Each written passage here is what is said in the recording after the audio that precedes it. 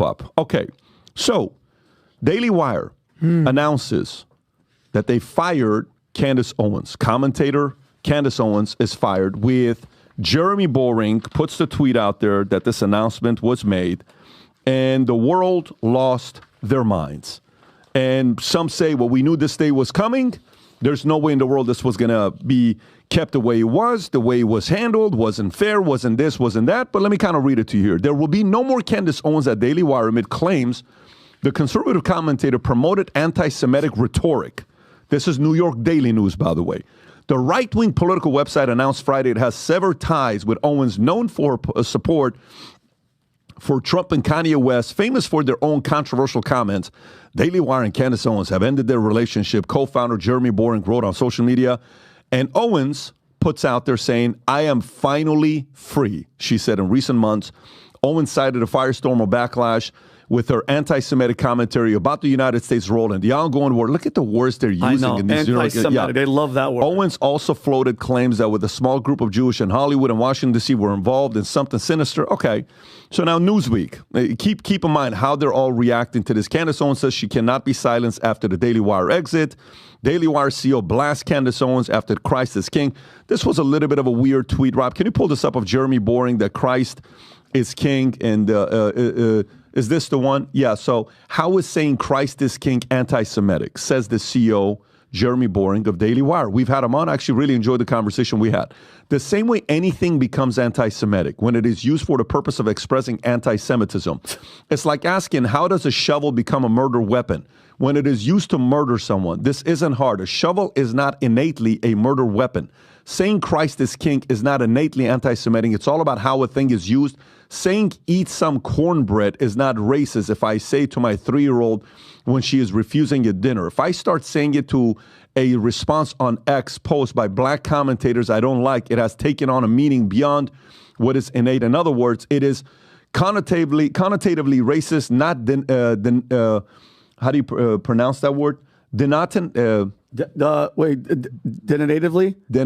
racist. So to Christ is King may be anti-Semitic in connotation while not in denotation when it is used to express anti-Semitism. When did this become so? It has always been so. It is so. Yes, innately. Additionally, saying Christ is King for an evil purpose, like using it as a weapon to express your, I mean, it's just what like. What the hell? You could have stopped a long time. That's a ChatGPT. That's asking ChatGPT. Buddy. So. That's asking ChatGPT. Anyways, I haven't commented on this. I'll give my thoughts here. Vinny, what are your thoughts about what's going on here with Daily Wire and Candace Owens? I just think, like you said, and listen, let's all be honest with each other. I still, to this day, have not found one person, not one, that can have any critical, negative thoughts about what's happening with Israel and Palestine and not be thrown under the bus and considered an anti-Semitic. It's as if Israel can't do anything wrong. And if you do say one thing about Netanyahu or you say something about the tactics, it's automatically you're anti-Semitic. What's happening, that Rabbi Shmuley, who is just, the more and more he speaks, the more and more, people are turning away. Look at this embarrassed. This is the video that he made. Okay, by the way, he's a rabbi. And I wanted to ask you, Adam, because I literally, genuinely have zero idea. I'm a Christian. Our priests are, they're not allowed to be involved with writing sex books or selling lubes or whatever the hell his sex Play shop this clip. First, see this clip, This guys. is what he does. Hi, everybody. Purim is a day of celebration. We feel bad for Candace Owens that she lost her job. So I figure, with her image of what Jews are supposed to look like, why not at least validate her? I am dressed up as a Candace Owens Jew. Now, this is not a Christian child, this is a Jewish child. But if it would be, I got my Christian blood. What a disgusting spicy, guy. delicious. I got my Jewish nose. I have filth, because Jews are all filth.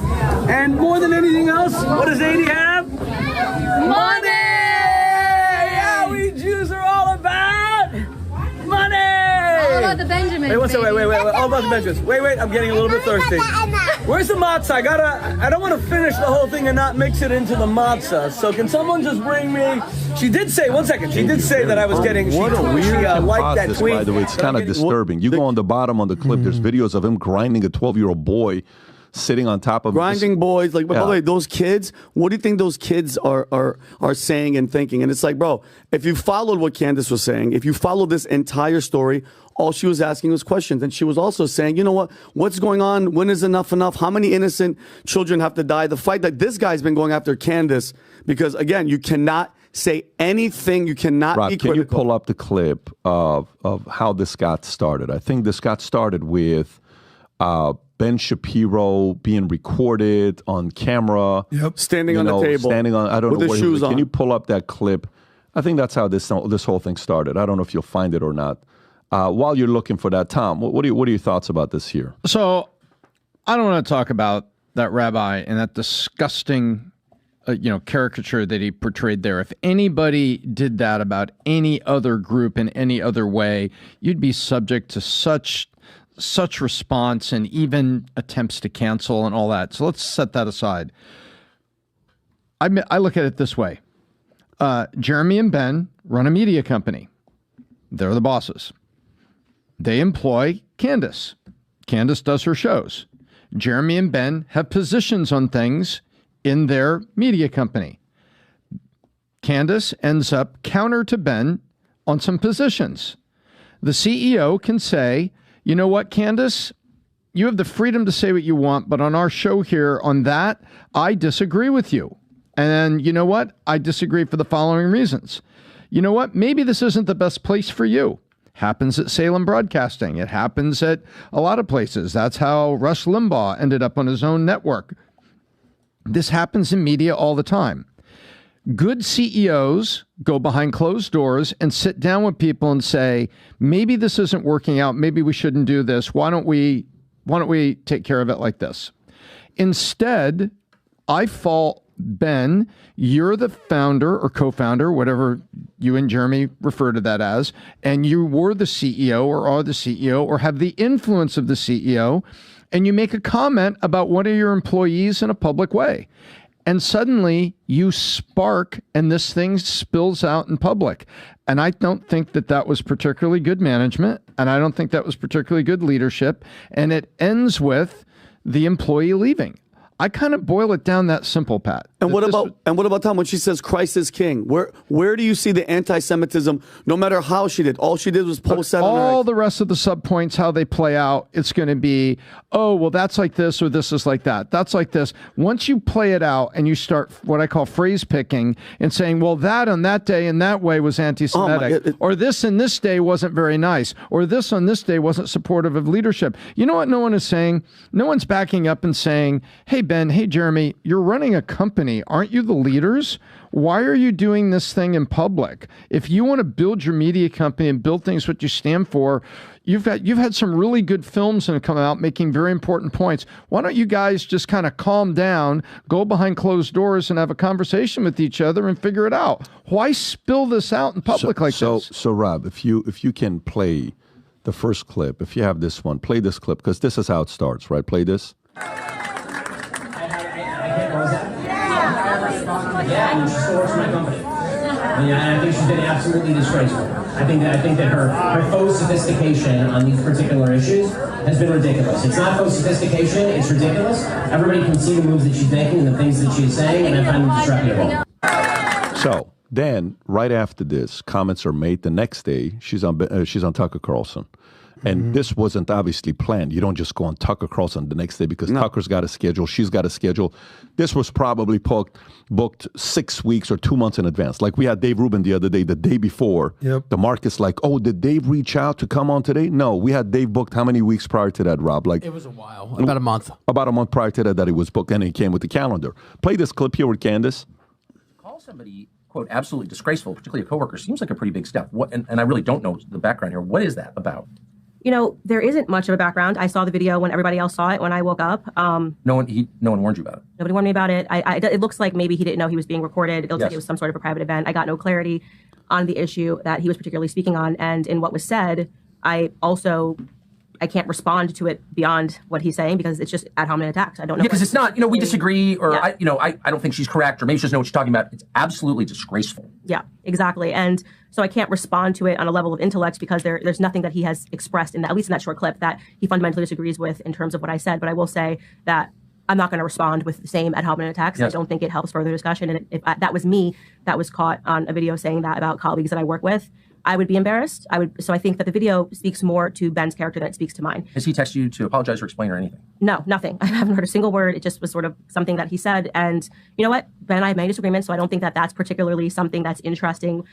We disagreed on the COVID vaccine. We disagreed on Ukraine and Russia. He has taken virtually every stance that has been the opposite of mine on every issue over the last 5 years. So I don't think that that's particularly remarkable. Vaccine. Really, I didn't remember that. Yeah, he was pro the COVID vaccine. I was anti the vaccine. You know, I'll give my thoughts. And then Adam, I'll come to you. Sure. Okay. So here's kind of how I process this. I enjoy watching Candace a lot. I enjoy watching Tucker, and I enjoy watching Ben Shapiro. There's been things I've agreed and disagreed on with everybody. When you see something like this happen, you don't want to see something like this happen. But it's from more the strategic standpoint. When I watch this, I see a couple different things. One is the way this was handled, with Candace saying what she said, and then privately calling her out disgraceful in an event, and you guys disagree on certain issues politically. Okay, no problem. There's nothing wrong with that. That's okay. We sit here on the podcast today, me and Adam disagree, and then Adam and Vinny will disagree. Adam and Vinny, whatever it is, we'll have the disagreements. We'll hash it out. We'll move on, and it's totally fine.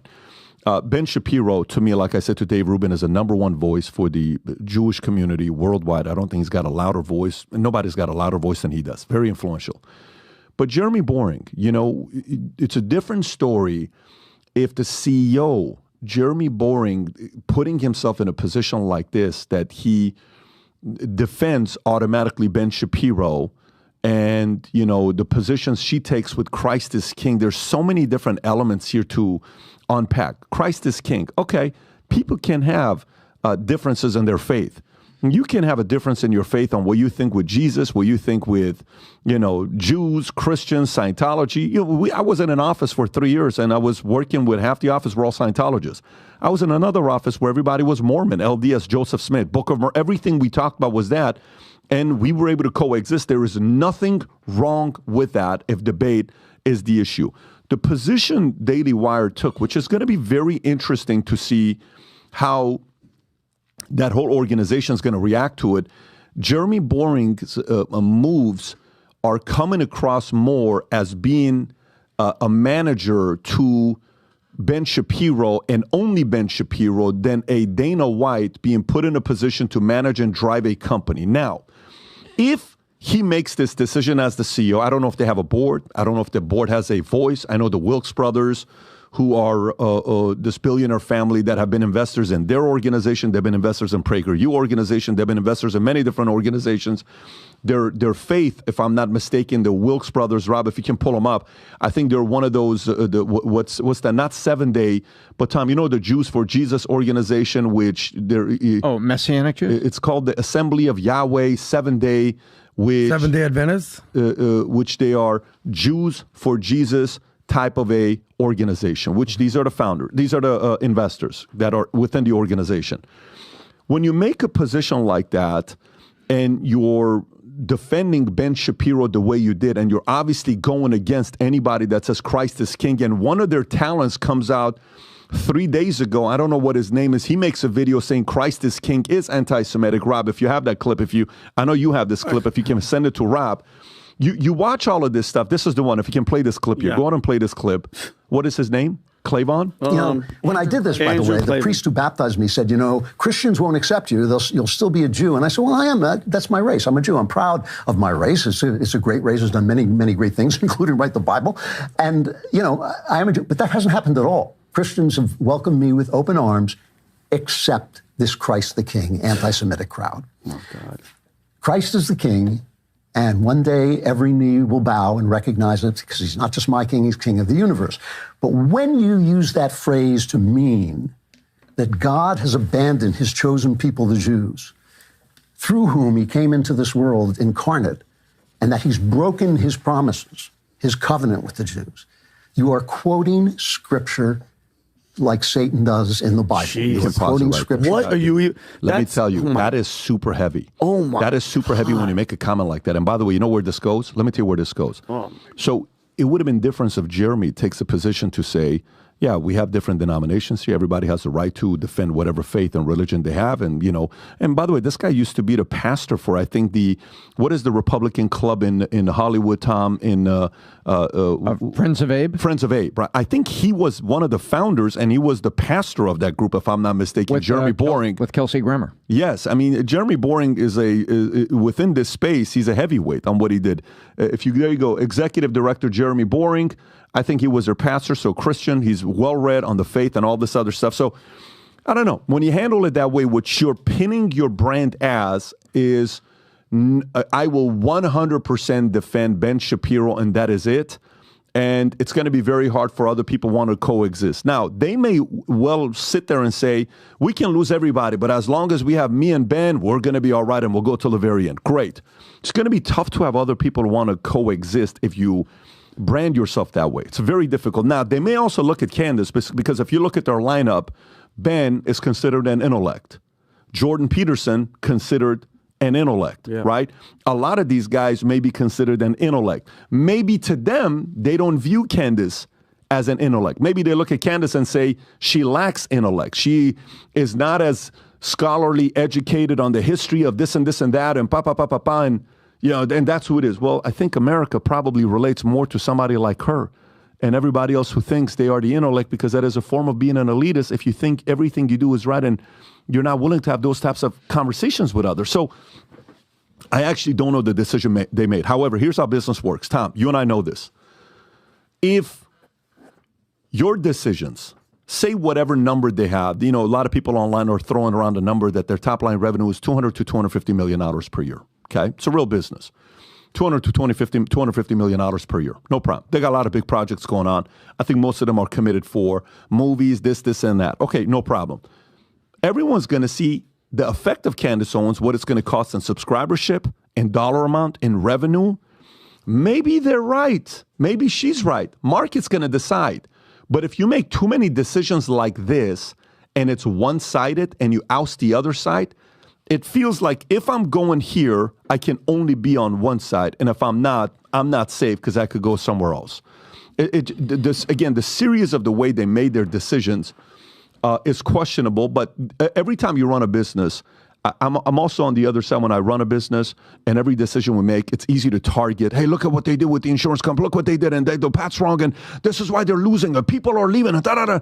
It's so easy to also take shots while you're actually a person running the business. It is very hard to run a company. It is very hard to start a company and grow to $250 million, whatever the top line revenue is, and have the employees, and especially in a space that you're giving your opinions. It has got to be super hard, and you're constantly going to be having shots being taken at you, but that's the job you chose to have. The market will look at you and see, if you think this was the right decision to make, let's see how the market reacts to it, and they will with numbers, with subscribers, and dollars. Tom. And that's the market. And I've been very clear. Daily Wire has made some great content, great films that I think need to be made that are very helpful to their audience. What I look at is the how. And Pat, I've watched you over the years. You've had very difficult discussions have had to happen with some sales leaders. I've never seen you put out a tweet that rip somebody up or call them publicly disgraceful. I've seen you take names out of it and speak to a sales meeting. Some of you I'll be speaking to because we need to make the company better, and I don't think you're as good as you can be. I've heard you say things like that. That's a general statement where everybody sits back there. Boy, I hope that's not about me. Maybe I should reflect on how I'm doing. And then I've seen you in private, at private meetings, sit down with people, no microphones, no camera, and look somebody in the eye and say, what are you doing? What was this all about? And then take them through the facts. How do you think that looks to your team? How do you think that looks to other people? How do you think that reflects on the company? Those are best done privately to move a company forward.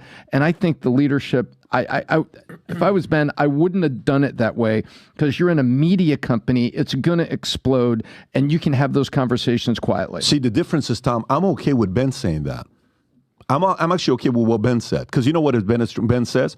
Ben says, number one priority in my life is my faith, and I'm a Jew. That's my number one priority. It's Israel. It's my faith. It's where I stand. Fine. That's I have fine. no problem with that, right? Do you? Number two is my conservative beliefs, et cetera, where I'm at. Number three is Daily Wire and the other talent. Obviously, you can put family in there as well. I'm taking family out. But that's how he's no problem. You can do that. If you, the guy that's running the business, then can kind of bring everybody together to dinner, that's a part of your job to do the dinner and nobody needs to know. And but by the way, maybe they had the dinner. Maybe, Candace and George had dinner with Ben and his wife and everybody's around and sitting there talking and saying, guys, what's on your mind? What's going on? Well, look, here's where he stands. Here's where she stands. Can we coexist? Because at the end of the day, guess who's the enemy? The enemy is not Daily Wire. The enemy is not Candace. The enemy is not Ben Shapiro. The enemy is what the manipulation is taking place amongst your kids on what they're doing with religion, with faith, with families, with policies, with border. That is the enemy. Can we unify against the real enemy? If then one says, nope, this is where I draw the line. You screwed up. I'm done with you. Then we got to make a decision, right? And if that meeting's been had, guess what? Salute. Good for Jeremy for having that. But if that meeting's not been had, and maybe they're having it right now, I don't even know what's. But the point is, it's a little bit strange. But the market will react, and we'll see what they're going to say. Adam. All right. Well, we've spent some good amount of time with Candace, and let me just say off top, I've enjoyed my time with Candace. I thought she was great. We've done content, we've done interviews, we did the live podcast. Really enjoy Candace. She has problems with certain individuals, not groups. And I think that's a distinguishment everyone needs to make. I often say some of my favorite people in the world are Jews. Some of my least favorite people in the world are Jews. Some of my favorite people in the world are Mexicans, least favorite Mexicans. Goes down the list, Muslims, Arabs, Christians, Catholics, all that. They have problems with individuals. The thing with Ben and Candace. If you would have said Assyrian or Armenian, this shit would have been ugly real quick. We all know about those Assyrians. Right. Yeah. We all know about the Assyrians. They're very hospitable and hung. But we all stupid. Just finish. Keep private information. Sorry. No, why are you going to no. Go ahead. Guys, make your point. Single. We've all seen relationships that publicly, like I'm talking dating, husband, wife, where they're fighting, it's ugly. It's like, if this is what's going on in public, what we see, what in the world is happening behind closed doors? Once the Ben and Candace thing started going on, I think we all knew this thing was not going to last long. It was not inevitable. And what was it though? It was the Israel conflict. Well, and I'll get into the policy difference in a second. So number one, the rabbi situation.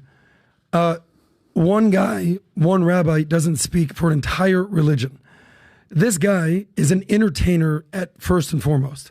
That's what he is. Shmuley, exactly. What people don't know is that why is he dressed up like this? Did he just decide one day to be a great costume? The current holiday that is going on in the Jewish world is called Purim. Purim is the Jewish Halloween. So this was his cute little Halloween thing. I think it's beneath a rabbi. I think any rabbi of mine should never do anything like this. But if we want to go down the slippery slope of religious leaders doing the wrong things, your Catholic priests, they don't represent every Catholic person out there. Don't get me started on the imams calling for jihad. They don't represent every Muslim Arab out there. So this guy doesn't represent Judaism or Israel. He represents himself. That's it, period. Number two, Candace, she did about a month ago, she outlined exactly where she stood on this overall topic. And the first 10 minutes, she talked about her entire life. She was surrounded by Jewish friends. My best friend is Jewish. I went to more Rosh Hashanah dinners than any non-Jew should ever go to. My first job in finance, Jewish person. She said she lived and dated with a guy who was Jewish. So I don't think someone like that just goes down to anti-Semite. I think she's fighting specifically about policy disagreements, specifically with Ben. She talked about the COVID thing. She talked about the Russia thing. She talked about the Ukraine thing. She talked about the Israel thing. At the end of the day, she's on the isolationist camp. Don't do anything. Don't fund anything. Ben is clearly on the interventionist camp. Fund this. War in Israel, war in Russia. That's what they had a disagreement on. They could not work that out. I believe adamantly in free speech. There's people on this chat right now calling me a gay Jew. Okay? Only one of those things is true, buddy. I'm a proud Jew. I actually just Straight up. messaged it in Thank the you, chat Vinny. too. Gotcha. Guys, keep it coming. I love the haters. I love the haters. Adam, you have 1 minute It's amazing. It's fine. I'm totally cool with rhetoric. Where it gets very ugly is when rhetoric turns into actual violence. So, Rob, if you want to show these stats, I don't give a shit what you say, but when we start talking about hate crimes, actual hate crimes, nobody is doing it like how they do to the Jews. You see that big blue number in the middle of the pie? That's the Jewish hate crimes. And where's it? That's words. worldwide or United States? This is worldwide. Okay. Okay. So there's Muslims in there. There's Christians Who in is there. this, Rob? who is the Jehovah's chart? Witnesses. Is Rob, this you can Pew check this. Rob could check it on that. By the way, That's a blurry ass photo. There's a million different stats. Oh, I believe articles. it. I just want to know who it's from so we can tell Rob, the audience. Rob could do that. Check that, Rob. So fact check that. I believe it's CNN. Okay. Weird. Well, if they said it, it can't be true, obviously. Yeah, obviously. So I believe that Candace should say whatever the hell she wants to say. I believe you, the haters out there, should say whatever you want to say.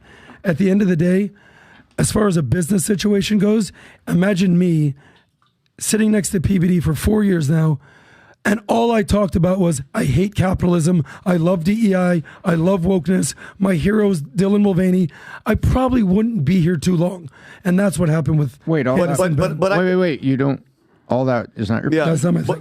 but the straw that broke the camel's back was the one thing I think calling her anti-Semitic is complete BS, and then searching for shit in podcasts with the Rabbi Barkley when she goes, yeah, the Shmuley's daughter's a hag, and he goes, wait a minute, did you know in 1700 I understand anti-Semitism, but to be searching and digging to make that happen, because that's the straw. The straw was anything against I could Israel. give two shits about what that one rabbi had to say to Candace. I don't But these are care. one rabbis that cost her job. Okay, It's Shmuley and her in the conversation. Rob, roll the tape of all the imams calling to kill the Jews. You were going to be here for the next 10 years. We're talking about Candace Owens. But, and this- but my point is this. Hey, words are not violence. Separate the two. The bottom line is this. Candace is looking for a new job. I'm sure there's plenty of reputable media companies that would love to hire her. Okay, so here's where we can wrap this story up here with Candace Owens and Daily Wire. Okay, the numbers will dictate if it's a good decision or a bad decision. The reality of it is, Ben Shapiro's, there's always going to be an audience for what he has to say. Candace Owens, there's always going to be an audience for what she has to say. I think Candace is just getting started. I think she's in her, how old is Candace? Early 30s? Like, is she in her late 20s, early 30s? She's early 30s? Mid 30s. 34. Okay, well, good for her. She's 34 years old. She's going to be around for a long time to come. Ben Shapiro, how old is Ben Shapiro? Can you type in Ben Shapiro's age? 38? No. He's in his 40s. Okay, he's 40 years old. They're 6 years apart. They're both not going away, okay? They're both not going away anytime soon. And the market needs to hear both sides of their stories. We're going to see what happens here and how the market reacts, numbers-wise. It's very simple. The good news about podcasts and shows and everything nowadays, you can pretty much track on who's doing right and who's not because the data is public. You cannot hide. There's nothing worse than seeing numbers being live and they're growing, or worse, and you're like, oh my God, the market can tell I'm not doing good. That's what sucks about capitalism. Everybody sees it. This is why a lot of singers that were once big hits, that they used to have sellout crowds, now they're selling out small audiences or whatever they go. It's a very difficult phase to go through, and the market's going to be very direct to all of us in the next few years based on the decisions we make. That's what I bank on. But I want to wrap